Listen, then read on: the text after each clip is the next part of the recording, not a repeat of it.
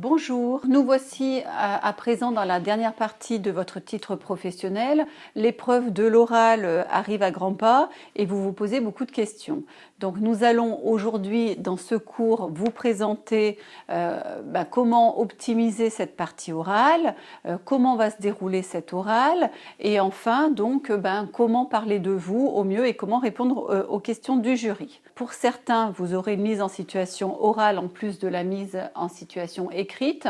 Vous aurez aussi une partie entretien technique, mais de toute façon, ce qui est commun à chacun, c'est la partie réponse aux questions sur la mise en situation et la partie compétences professionnelles. Donc le jury souhaite savoir si vous avez bien une vision de votre métier, des activités qui y sont liées et des compétences nécessaires pour l'occuper.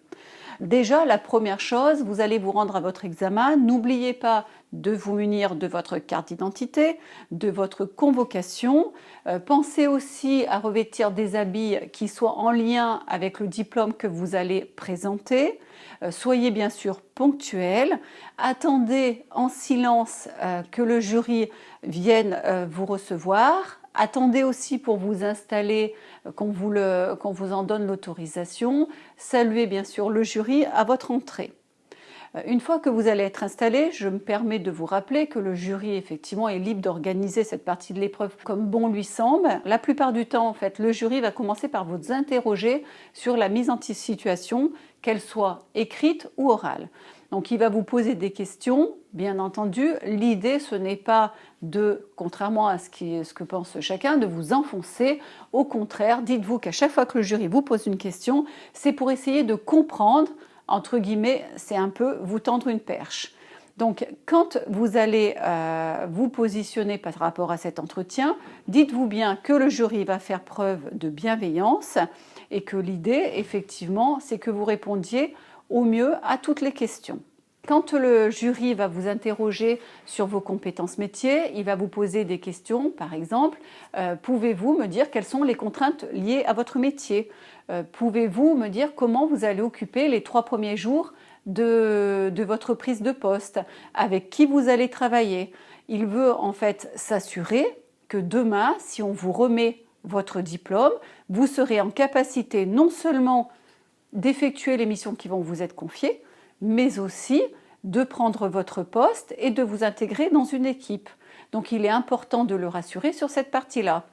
Et enfin, effectivement, les réponses qui vont être attendues vont être des réponses qui vont prouver au jury que vous méritez votre diplôme. Donc il faudra être à l'écoute de ce qui va vous être posé comme question pour pouvoir y répondre au plus juste.